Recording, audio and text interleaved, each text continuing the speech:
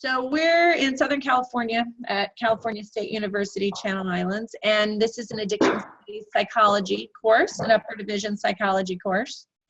And because I have the Get Kids Internet Safe interest, I force them to learn about screen media addiction. And then I reach in just interesting things that have just barely anything to do with addiction studies, because I have a very patient head of the department. And we asked everybody to read your Darknet book, and they have written a paper on it now. So we're super excited you're here. I surprised him, and I didn't tell him until an hour ago. So I'm hoping that you will kind of give us a rundown about, you know, the fascinating stuff you're doing now. Anything that you want to update from the book, and then let us know what we can do for you to help with the presentation. How's that? That sounds good to me. So everyone in the class has actually read the book. That's right. There they are. All right, thanks guys. There you Do a wave, you guys. Start here. Start here. Yeah. Oh, yes. Yes. Very good. And they have talents that you don't even know about. It goes all the way around the room and I can't see it, and back to the start, does it? That's right. Good. Well, I'm really grateful that you chose the book, and I'm really grateful that you all decided to read it and write what I'm sure were insightful, excellent papers. I would love to read a couple of them. If you could send them to me, I definitely won't be able to read them all, but I'd definitely love to read a couple to see what you guys made of it.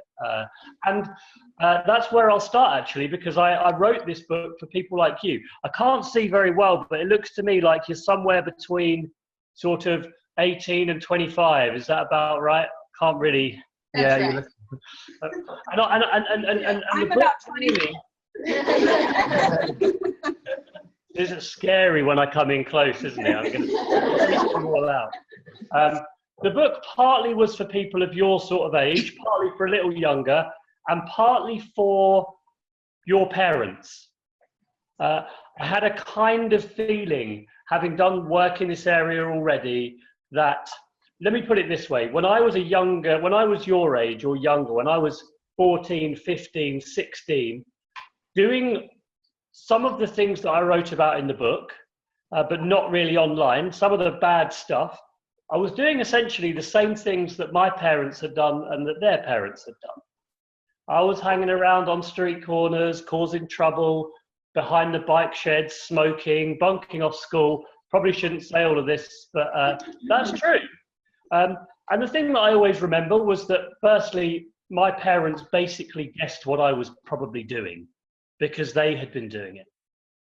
The second thing is, the other way they knew what I was doing, for example, if I was smoking, was because they were going into my bedroom and going through my stuff. Fair enough. It's their house. They own it. They can go through my stuff. And it seemed to me that what had happened over the sort of digital transformation was that that trend had stopped. Parents didn't really know what their kids were doing because it was quite different to what they'd experienced, and they couldn't go into their digital bedrooms because they had no idea how to. And they kind of, and I'm making generalizations here, kind of left the internet to the kids. I don't really know what you're doing up in your bedroom, but I'm not really going to think about it. And that worried me. That worried me a lot, because I felt like for the first time, one of the very first times, I think, in the history of human civilization, young people know more than older people about the primary means of communication. And that is actually a pretty dramatic change. And so what I wanted to do was to try to go into those digital nooks and crannies and understand them and write about them in quite an objective way. I mean, I'm a researcher. I have a master's degree in research methodology. And so I specialize in kind of careful research work, not alarmist media stories. I do some of those sometimes, but generally I'm a researcher. And I wanted to try to go into these digital worlds and understand them from the perspective of an objective observer. someone who could go in and explain what they're really like in great detail and try, as you now know, having read the book, to actually meet the people in real life. I did as best as I could with that. You probably remember the CAM modeling chapter was one of the more fun examples of meeting. And because I felt like one of the great problems with a lot of digital research that had taken place was that we talked about the virtual world, but without trying to link it back to the real world, to the actual people, to what they're really like, who they really are. So that was my kind of objective when I started writing the book. And I'm going to say a few things about the journey of doing it, rather than going into the detail of particular chapters, because if you've read it, you know about that. And maybe I won't speak for so long, because maybe you have some questions and we can discuss things. And that would be more fruitful. But I want to sort of I wanted to start with that to tell you, so you could understand the motivations, kind of where I was coming from, why I thought this was important, and why I don't think it had really been done before. But the key thing, the key moment when I kind of, the penny dropped and I thought, okay, I'm actually going to write a book about this, was that first chapter on internet trolling. So again, I don't know if you recall, but it starts with a young woman who is on the B board on 4chan. She's posting pictures of herself, and then the board works out who she is because she's given away a bit too much information. Now, I actually I wasn't really planning to write a book at that point. I was just in 4chan like a lot of people, because 4chan is quite interesting. I mean, it actually gets very boring after about 2 or 3 days on there. But when you first go on there, it's a kind of sensory overload. And I watched all of this happening and I could not believe it. I mean, I was probably quite naive, but I watched this unfolding and I just sort of, my head in my hands, couldn't really do anything about it, couldn't really stop it. But I thought, people need to know this happens. People need to know the risks of doing things like this.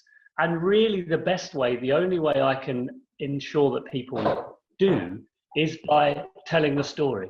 So I watched all of this unfold, just in total disbelief, and then thought, I really have to try to write this up as maybe an article. And then the more I looked into it, I thought maybe it's a chapter in a book. And then I started looking at some of these other digital subcultures, and I thought, there's so much here. And it's such a fruitful area for work, because people tend to dismiss it or don't take it very seriously, but it is an incredibly important part of life today. So that was my initial motivation. Now, as I went on through the writing of the book, a couple of things struck me that I want to tell you. The first is, and I hope you got this from reading it, that in every single little internet subculture, little digital universe, things were never quite how I expected them to be. In the internet trolling chapter, I didn't expect it to be so bad in terms of how, in somewhere like 4chan, people can get doxxed and have their lives ruined. But I also didn't expect it to be quite so funny. I mean, when I went back through the history of internet trolling and saw this kind of long, well-established culture of people who proudly said, I am an internet troll, I am a freedom of speech activist, and I'm really angry that people on 4chan who are bullying girls call themselves trolls as well. They are dragging the good name of internet trolling through the mud. You know, it was really surprising to me, to every time I kind of looked closely into a subculture, different things came out to me that I really didn't expect to find. And I know that's a sort of author's trick, you know, oh, look, here's the counterintuitive angle on the story. But it's true. I mean, it's true. In every case, there were things I didn't expect. So on internet trolling, I certainly didn't expect that long and interesting and quite rich history. I mean, I found so fascinating the amount of data that's out there, the historical data from early internet subcultures of the 80s and 90s. I think that is a hugely interesting area, because actually in the early 90s, when sort of cyberspace, as we called it then, was first really getting big, people like the gentleman here from the, are you from the FBI, sir? Beverly Hills Police Department. The Beverly Hills Police Department.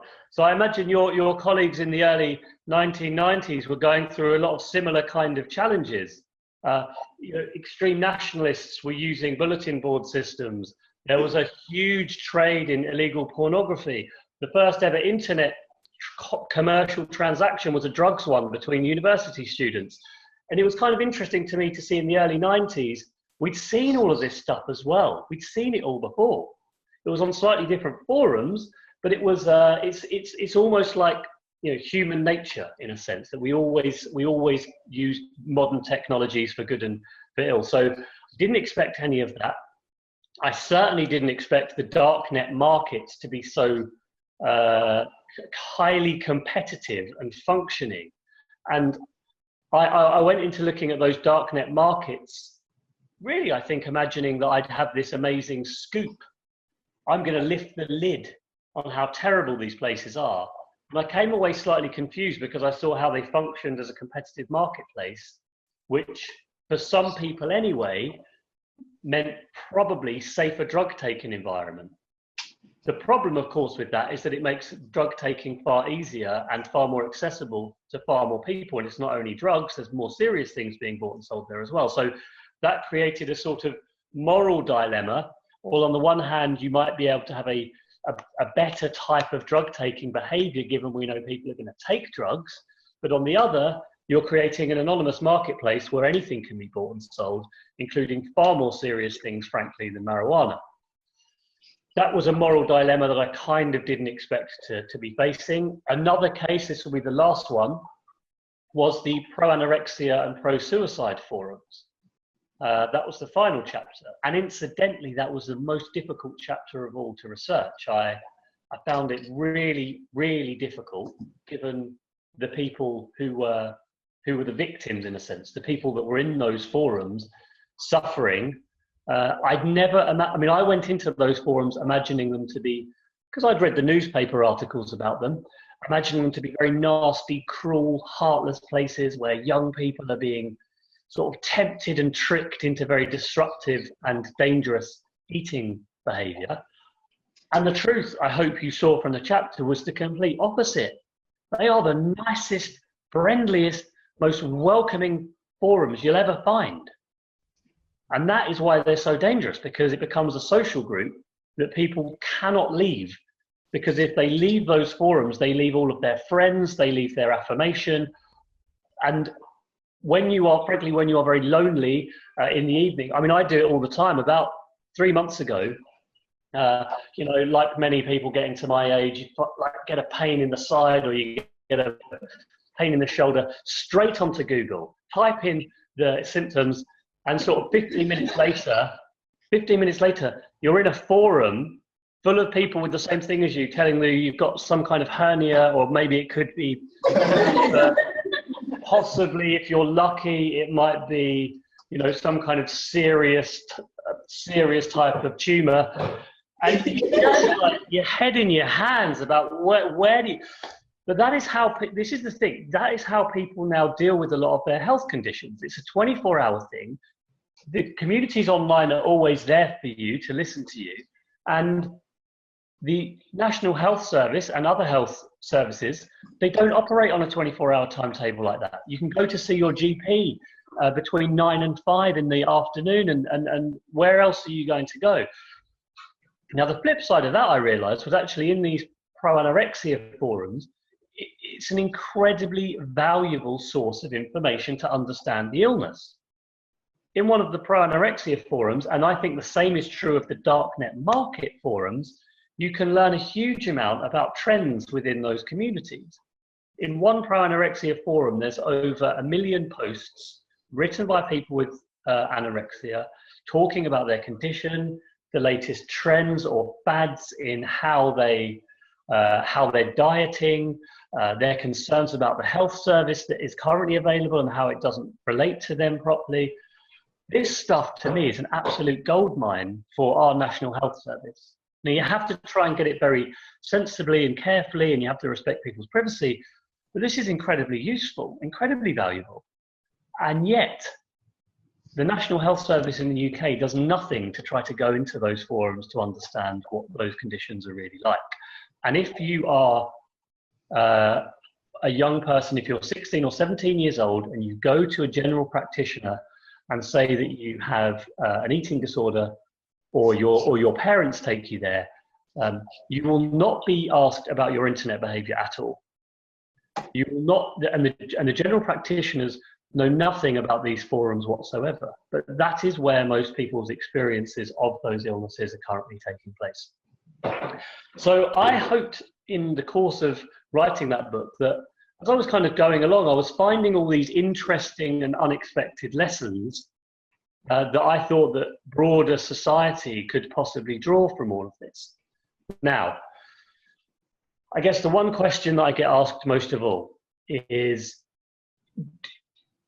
the availability of these sorts of, or two questions. One, is the availability of these sorts of internet behaviors, is the accessibility of these forums somehow changing our behavior? Is it changing who we are? It's an unanswerable question because it affects everybody slightly differently. My view on that, very broadly speaking, is, of course, in some senses it does. Of course, the way that you access information, the way that you communicate with people does change the incentives you have, the structured way in which you communicate. I talked about the online disinhibition effect in the book, the idea that if you're not face-to-face with people, if you don't have to have consequences for your actions, you're more likely to be cruel or nasty because it's easier to be like that. Yeah, I think that's probably true for some people. But a lot of people aren't only nice because they're worried about the consequences, they're nice because they're nice. And so whatever the platform is, it doesn't really matter. But it's certainly the case, I think, that in some very interesting ways, our behavior, broadly speaking, is being changed by the internet. One of them, I think, is I think there is a certain, and I didn't write this in the book, and I'm trying to talk to you about things that aren't in the book, by the way, because if you've read the book, you're not going to hear me talk about them again. Is this kind of, I think, a layer of people, I couldn't tell you how big that layer is, but a layer of people that are tempted to do things because it's a lot easier that without the internet they probably wouldn't have done. So take the example of internet trolling. Yeah, there are people who I think, when, let's say 15, 20 years ago, when something was on the television, a celebrity was on the television, and you really didn't like that celebrity, hated them, you would scream and scream and like, yeah, idiot, you'd be shouting at the television. In a lot of ways today, Twitter is essentially a way of shouting at the television. The problem is, you can measure it all, you can collect it all, and you can measure it all. Can you imagine if 20 years ago, every time somebody shouted at the television, it was captured by a little camera in your room, was turned into a piece of text, and then sent to that person, and potentially to every other person in the world? We would have been in fits. We would have been so worried about the growth of hatred in society as a result. But we just didn't see it, we didn't hear it, but it was all happening. Twitter in some ways is like that. And there's a certain sort of layer of people for whom, you know, shouting at the television's okay, but now I can send it straight to that person. And they're more likely to do it. And under the guise of anonymity, whether it's using a Tor browser or less late, or a kind of less powerful measure of anonymity, for example, just using a fake name. It's not completely anonymous. You'll be able to get caught by the police, but you know, there's a little layer that it's not really you, a little sense that you're distanced from that online identity. A layer of people for whom, if you have that, yeah, why not? I'll be a little bit nastier. I'll be a little bit crueler.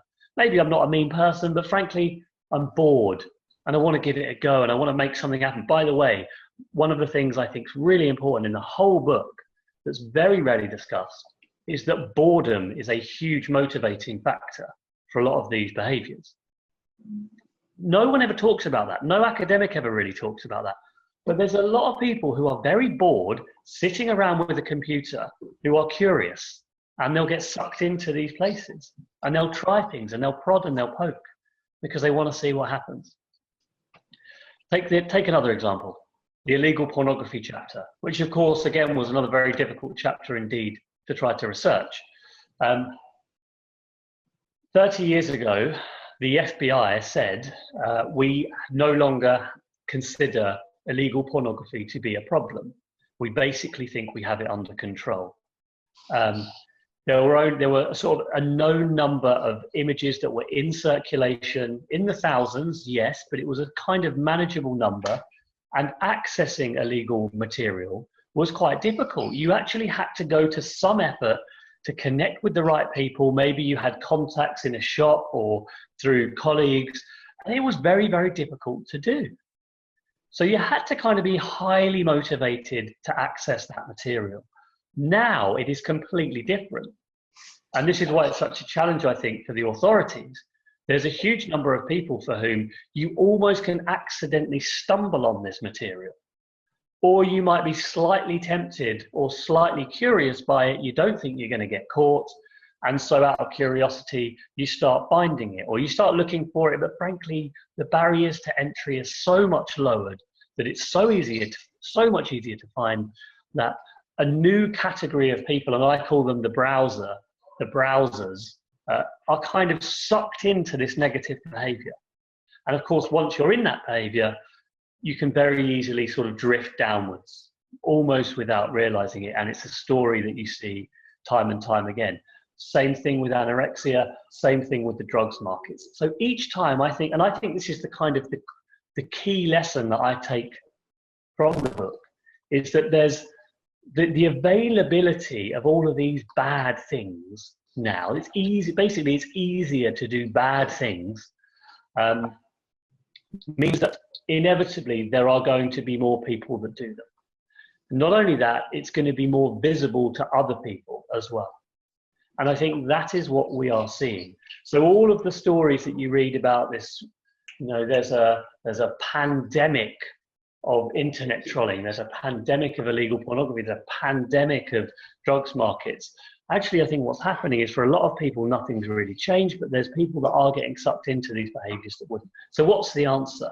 Well, law enforcement, of course, is part of it, and I think huge challenges there, but new and exciting ways that law enforcement will, as they always have done, find ways of trying to deal with this type of criminality.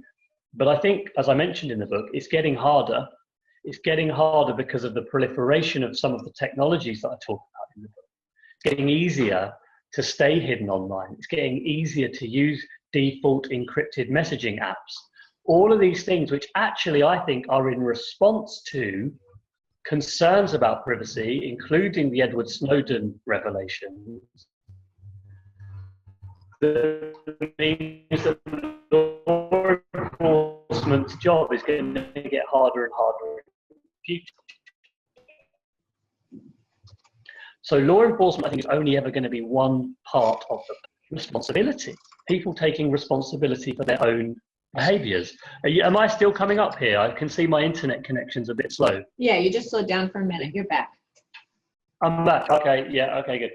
So the other piece of the puzzle, I think, is going to have to be people taking more responsibility for their own actions online and realizing and understanding the consequences of that.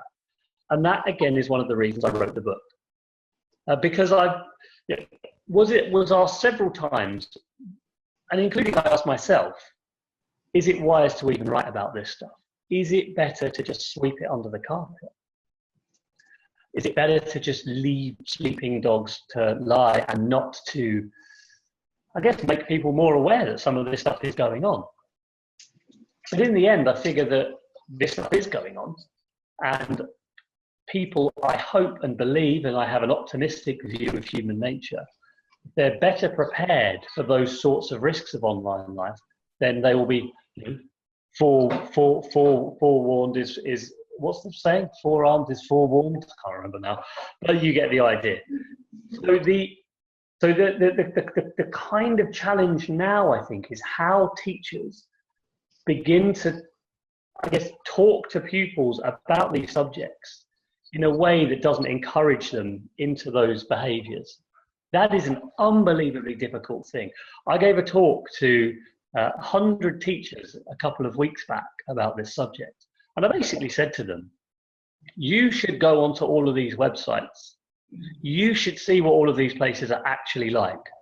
Because mark my words, the kids in your classroom know what they're like. They're already on them. And if you talk in class about these subjects in the abstract, if you have firewalls up on your computer services in the classroom so you can't even access Facebook or YouTube, how are you really going to teach kids this? Because the minute they walk outside the school gates, they'll just pick up their phone and go onto these sites. It's ridiculous. And all the teachers kind of agreed and said, yeah, we didn't learn any of this ourselves at teacher training. But yeah, we know we should go onto these websites. But if we do it in the classroom, we're all going to get fired. So it was really difficult because I can understand the huge challenge that they face, and I don't have an easy answer for them. But I think in the end, teaching is going to have to get a little bit braver. And that's not just for the teachers, that's for the parents as well, because I think they also need to go to these websites. And I'll just conclude with a kind of lesson from that same conference to those teachers that really struck home to me the scale of the challenge. And I've given this talk, and I went through the darknet markets. I talked about the Silk Road, I talked about 4chan and trolling, and I talked about the pro-anorexia sites. And at the end of that talk, teachers came up to me and said, oh my God, that was so eye-opening. We didn't know anything about that. I can't believe it. It's so terrible. We've really got to get to grips with this. You know, this is shocking. And then there was one person there who was 16. And she came up to me and said, that talk was so boring. Like, I thought you were actually going to tell the teachers what it was really like. You totally watered it down for them. I'm really disappointed. And I thought, oh my God, like the difference between what this 16-year-old thinks is shocking and what the teachers think is shocking, it's worlds apart. It's worlds apart. And when I sort of heard that, I thought, firstly, that's good. I'm glad I wrote it because these teachers need to know something about it. But I thought, wow, we're still some way away from even beginning to get to grips with it. And I think if it's okay, I'll probably stop there and see if you guys have any questions or thoughts for me. You guys have any questions? Yeah. What do you think about the future commitments as of today in regards to technology? Are you a techno-optimist? Oh, he's trying to get, so I made him choose whether they were techno-optimist or techno-pessimist. And he's trying to get special points from you. So No, I already submitted my papers. So what are you, more tech optimist or tech pessimist after this experience? And it's a forced choice. I made them choose. Two extremes. Forced choice. No middle. You can't do the middle. You can't be the middle. It's a 7-point Likert scale. Well, the problem is that I kept changing. I mean, I kept changing which I thought that I was, almost depending on the chapter. I mean, I think in the end, it doesn't really come down to whether you're a techno-optimist or a techno-pessimist, but just whether you're an optimist or a pessimist about human nature. And when you frame it that way, and I'm not saying being pessimistic is particularly negative, but it's just to recognise that people will do bad things, have always done bad things, and will always do bad things, and they will use technology to do those bad things. And so I think Winston Churchill said that if you're not a liberal under 30, then you've got no heart. But if you're a liberal over 30, then you've got no brain. And so I'm over 30 and I have a brain. So I guess I'm probably just about on the pessimistic side, but only just. All right, any other questions? Yeah. what do you think about the concept of Bitcoin currency going like mainstream? Like if we could use Bitcoins at like the Bank of America or Wells Fargo. Did you hear that? Not really, not very well. Could you repeat that question? She's wondering, what do you think about using Bitcoin mainstream, like Wells Fargo or Bank of America? If you're interested, I mean, Bitcoin currently is going through a little bit of an identity crisis. There's a load of problems about who runs the network, whether a small group of companies that run most of the network with their computing power can take over the system.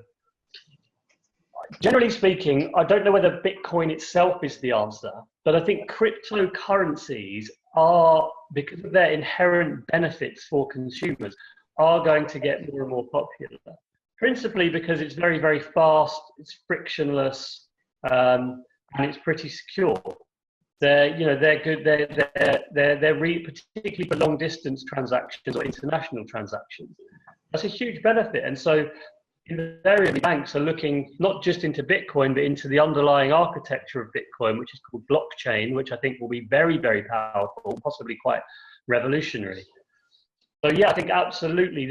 But I think what Bitcoin will need, or all the cryptocurrencies will need, is a whole series of sort of consumer-facing tertiary products. I don't know quite what you described, but imagine this. You have your cryptocurrencies on your desktop, and you need a password to access them, of course.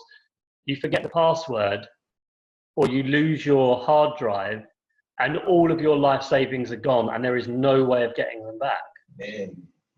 That's not a very clever system. It's not a very clever system for people who aren't brilliantly techno savvy, which is most people. So, I mean, there's going to need to be insurance systems. There's going to need to be development of all sorts of wallets and all sorts of simple payment systems. Sorry, my housemates are just walking in. It's 6:40 p.m. here in London, and so all of that stuff's going to have to develop before it's really taken up mainstream. And I don't know whether Bitcoin is the way that is the currency where that's going to happen. Any other questions? Okay. Yeah. So you mentioned before that it's easy to get like sucked into the dark net without really realizing like that you were going like into depth. So how did you do so while researching for the book? Like how did you keep yourself from becoming involved or too involved in the dark net? Oh, it's a good question. Okay, so she said, considering the dynamic of getting sucked into bad behavior, if you introduce yourself to bad behavior, at any point were you concerned about yourself getting too into it, or the risks that you had investigating the dark net?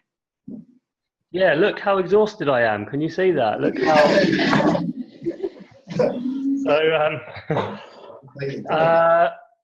there were two slightly separate concerns. One was a legal concern, obviously, about clicking on the wrong links and ending up in the wrong places, or basically pushing the research too far. And obviously I took legal advice beforehand.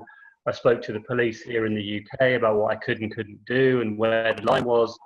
I mean, I obviously, as you could see from the book, I broke the law by buying marijuana, which is illegal in the UK, but with the lawyers, we felt there would be a good public interest defense case for that. There's not that kind of defense for buying guns or accessing illegal pornography. So there were sort of times where you can push it, and there are times where you definitely cannot push it. It's quite funny on that question with marijuana, because, you know, here in the UK, that was considered to be quite a brave thing to do. And then I went to give the talk in the Netherlands about doing that, where you can literally just walk into a shop and buy the same thing. So I'm giving this talk about, oh, you know, and the marijuana arrived in the post, and they're like, yeah, so what? There's a shop over there where you can buy it. So it was kind of, different places have obviously different laws about it. So I had that issue, and I guess that's an easier one to manage in a way, but it was frustrating because there's, with the legal pornography, there are, for example, chat rooms where people discuss the subject without sharing illegal images. Now, those chat rooms aren't illegal in and of themselves. They're terrible places, but I asked the police about going into those chat rooms, and they said, again, their strong advice was no, because there's almost certainly going to be ongoing investigations in there. There's going to be undercover police officers in there.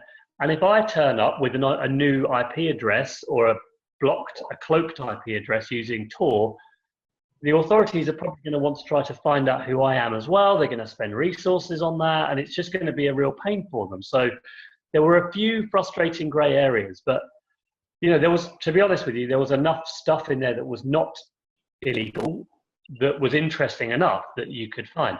The other side of that is the getting sucked in mentally or emotionally. I mean, and there's no doubt there were certain times where I got very, very depressed and down about some of the stuff I was seeing all the time and spending huge amounts of time thinking about, one day I'm in a neo-Nazi forum, and then the next day it's in an anorexia forum and a suicide forum. And, you can imagine that takes a bit of a toll on your mental well-being. In a way, that was kind of, I accepted that would happen, and I kind of thought that was part of the story, because that is how the people in those forums also feel. And in a way, if you're going to do some sort of immersive research to understand them, you have to also understand the mental dark places you can end up in when you're on your own in front of your laptop late at night, spending time in these forums with other people. When you're doing that, actually, it makes you see them slightly differently, and you do get into a dark space, but that is where those people are as well, oftentimes. The one thing that I thought was really affected me was actually how quickly I didn't get shocked or saddened or surprised by any of it. Like when I first went into the pro-anorexia or pro-suicide forums, or indeed 4chan, or indeed the neo-Nazi forums, it was always very, very shocking for the first day. And then by the second or third day, it was quite depressing maybe, but not shocking. Not shocking at all. The speed with which this stuff stops being shocking is amazing. And that in itself, I think, is an important lesson, because it shows you how people, when they're in there doing things you think are very terrible, that they have forgotten, they have lost their moral compass sometimes, because for them it doesn't feel terrible anymore. It feels very normal. It feels very boring. And I remember just before the book was published, myself and my editor, who, we'd been exchanging chapters, editing it, rewriting bits of it for months. And when we finally finished, we went for a beer, and I said to him, his name's Tom, he's a really great guy. I said, is any of this even shocking, Tom? And he's like, I don't know. And I said, because I don't feel like it's shocking anymore. And he said, no, neither do I. And I kind of thought, it's actually a bit boring. It's actually a bit dull. I sort of had lost a sense that in any way any of this stuff would shock anybody, because I'd seen so much of it. I think that is a really important lesson when you see the sorts of behaviors that I write about. A lot of the people that are doing them do not have, for them, they are not shocking or surprising or morally questionable. They've become quite normal. And that is actually quite dangerous, because that's when you can start doing really, really bad stuff. Wow. Yeah. So how long did you spend gathering all of the research for the book? How long did you research before you wrote the book? Well, I'd done quite a lot of research on the area already, but just because of my work, especially on far-right groups. It was an area that I've spent a lot of time working on before. I wrote the whole book in about 12 months. I also had a researcher who, for some of the kind of academic work, I had a researcher who'd do bits of it for me, who'd check things for me. And then, because a lot of the work for me was actually being in the forums and interviewing people. And then, if you notice in the book, there's quite a lot of heavy academic work in there, a lot of citations, checking things. And that required a lot of research work, and so I had to hire someone to help me with some of that stuff. So all in, we're talking about 12 months, of which probably 6 was research and 6 was writing. Although when you're writing a book, 2 things merge because you're doing both at the same time. Yeah, see, the internet connection isn't brilliant, is it? It's coming and going. Yeah, it just faded a little bit, but you're back. Did you have more to say about that? Are you ready for the next question? That was the, yeah, that's, yeah. Any others? Questions? Yeah. Should I just go over this? You don't have to repeat it. Yeah. Okay. Sorry. I watched your videos and I read your book, obviously, and just kind of how your viewpoint was towards each person. How did you even get to meet these people? And what was it like for you to meet them? Because I know you touched a little bit about how they're just these average people when you meet them, and they're just people you'd see going down the street. But what was it like for you to actually meet them in person? Yeah, thank you for the question. Firstly, I would say that people who have an axe to grind with the world are usually amazingly happy to talk about that. Like once you've got their trust, usually they won't shut up. So they can be very, very sort of nervous about speaking to you at the start, but once they think you can be trusted and that you'll tell their story fairly, and I spent a lot of time trying to persuade people to trust me, usually showing them other work I'd done. And so, like, if you can show that you've had integrity and you don't write stories that try to expose people or that are trying to screw people over, then they slowly do begin to trust you, or someone else can vouch for you. Then they're amazingly open, because a lot of these people are so frustrated because they think that their subcultures are always being misunderstood. And so if you go to them and say, I will tell your story fairly, they're incredibly open. So that's the first thing. In terms of meeting these people, it's obviously quite nerve-wracking. So it's quite nerve-wracking to meet people that you've been communicating with online and then that you're writing about and that you then actually meet face to face, because you never know what to expect. I suppose it's a bit like online dating or something. It's usually quite disappointing. But this is like the opposite. This is like the opposite, because these people, you expect them to be really, really terrible, and they're often less terrible and more interesting than you think they're going to be.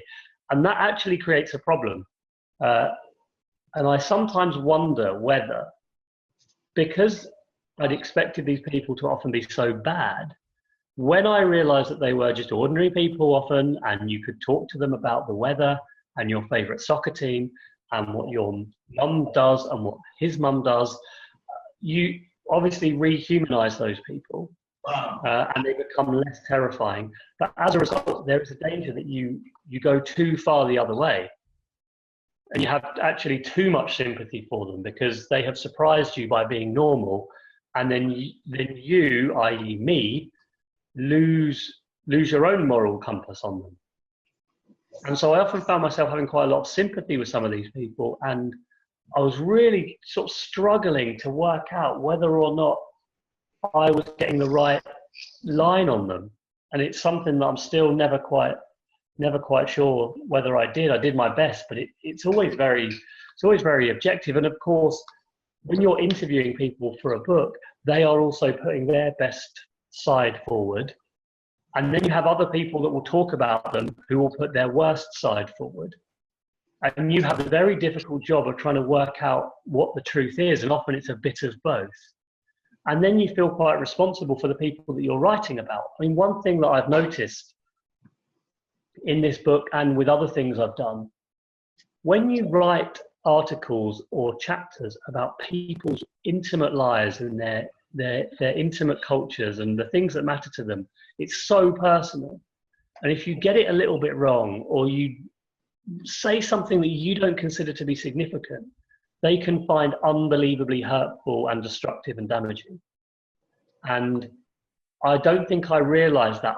Do you remember the guy in the third chapter, the Amir Taki? Yes. The Bitcoin guy. Unbelievably smart computer programmer, really hardcore radical. I got an email from him a month after the book had come out, and all it said was, "Your book is shit," in the subject header. So all it said, "Your book is shit." And then he sent me another one. And it turns out the reason he was really angry was because I had said, and I changed it in the version that you've got, the American version. I had said that where he lived in that place in Spain, in Barcelona, I called it a commune rather than a cooperative. And he went absolutely mad at that, because that really mattered to him. And I didn't think anything of it. Wow. Yeah, I can't keep my mouth shut much longer. Part of the reason, one of my greatest fears right now as a 48-year-old woman and a mother and a businesswoman is I really feel like we're losing compassionate intellectual discourse in America to a large degree. People are really doing a lot of emotional reasoning and a lot of talking points. And you know, as a university teacher, one of the things I really wanted to do for these guys is, this is upper division. So rather than just teach them facts and have them take tests, I ask a lot of questions in here that have no answer. And drugs are a very easy topic to do that with. And I mislead them fairly often by saying, you know, should we put all our money in law enforcement, or should we put all our money in rehab? And it's hard for them at this stage of education to have an opinion, because they're used to being asked questions with a clear answer that they're tested on. And I'm asking them questions where there is no real answer. We don't know, and we're making a lot of mistakes, and we can't quite figure it out. And I think in regard to social justice and the internet and personal privacy and that moral compass, one of the things I want them to do is really launch with this challenge of finding their own voice and the right voice, and not get too extremist and emotionally reasoning, have some fact behind it. And adults are doing this all the time. Like when I go to a party and we're talking about face recognition technology or digital privacy, there's one camp that says, I don't care about privacy at all because I'm not doing anything wrong. I'm happy to be tracked every second of my day because it protects me from the terrorists. And then there are the other people at the party that say, are you crazy? Have you seen history? What happens when the government has access to all your private information? You lose all personal freedom. And it alarms me how comfortable people are arguing in such extremist positions. So a lot of what you've spoken about is exactly that to these guys. It's not about the content per se, but it's about what to take away from the book as young adults who are going to be raising children and making change. Oh, I froze him. Do you have any comments for them upon closing? Because I don't want to take up too much of your time, about your hopes for that as an optimist. I said I was a pessimist. You did not. Did he? Yeah. You're not a pessimist. He is. I'm a He said clinical so. psychologist, and I can tell you're not. He But said okay. so. All right. Well, to me, I mean, I agree with you, of course, and a lot of these questions don't have easy answers, and I don't think that. I think there's often a danger that the two sides of the argument both believe that they have it absolutely nailed, and to me,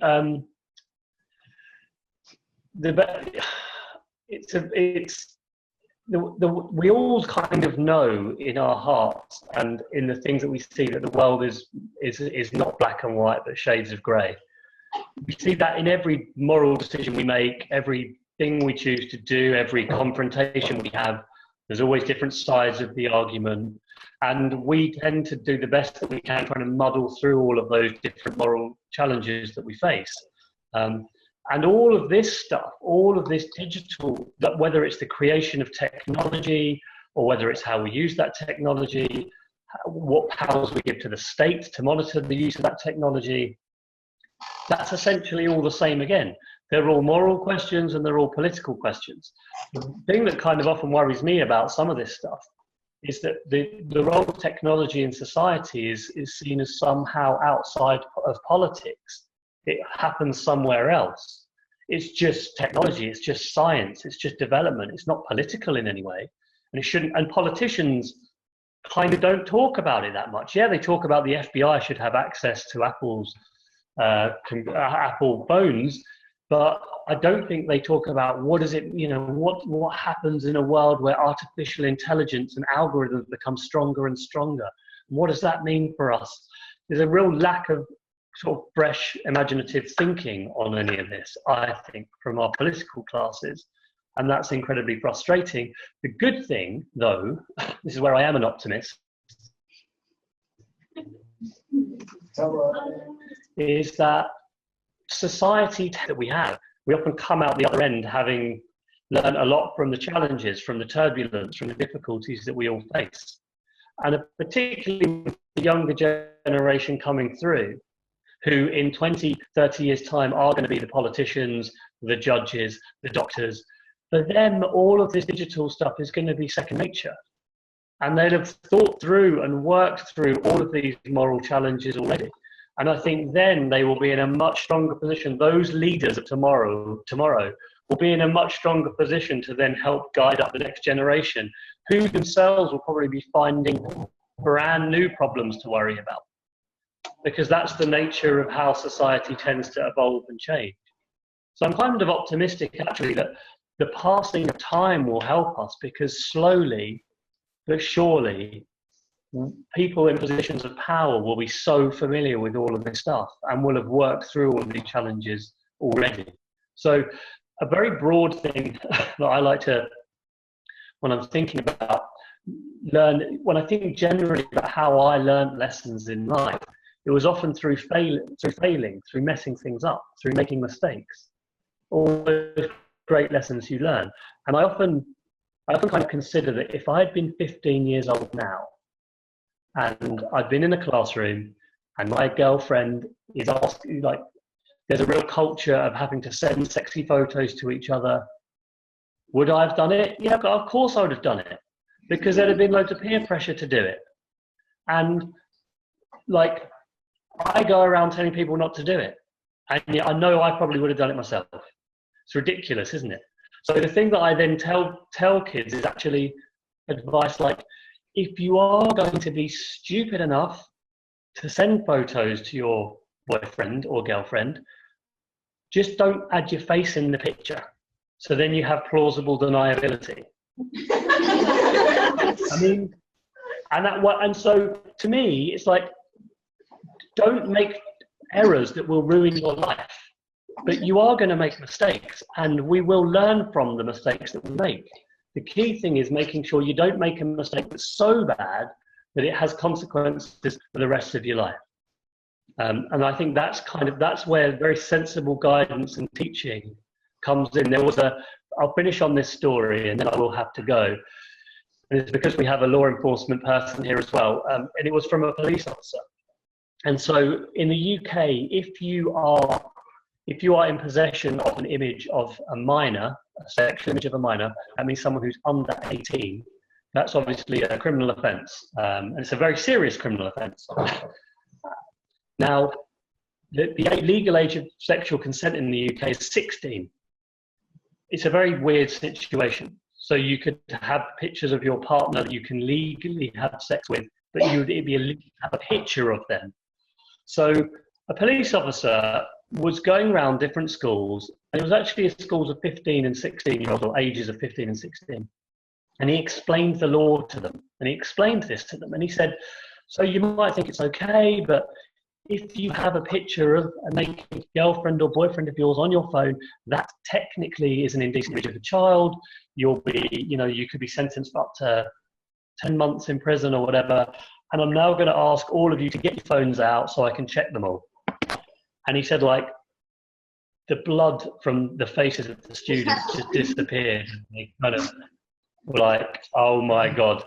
And then he said, he pretended to get a phone call from his office and said, I'm actually going to have to rush back to my office because there's an emergency.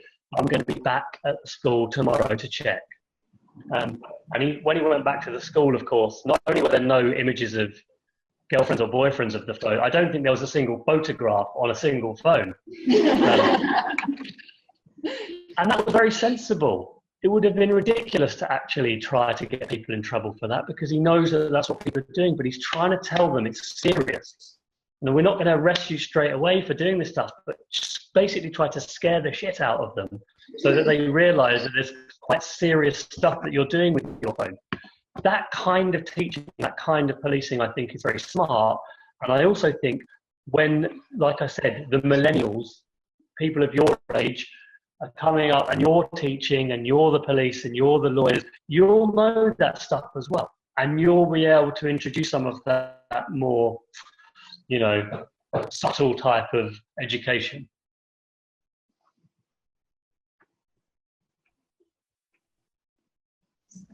I'll stop talking.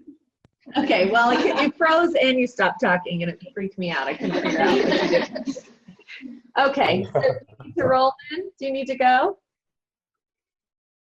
Do you need to leave, Jamie? I'm afraid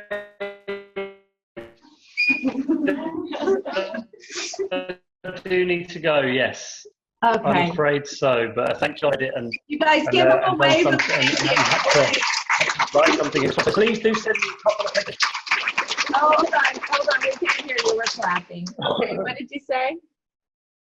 Jamie, what did you say? We were clapping. I said, please do send me a couple of the papers and I'll read them. What, you know, the ones that you've really enjoyed. I will. I'd love to read them. Absolutely, I will. Thank you so much. This was amazing. We Thank really, you. really. All right, it's been a real pleasure. Yeah. Thank you, guys. Thanks.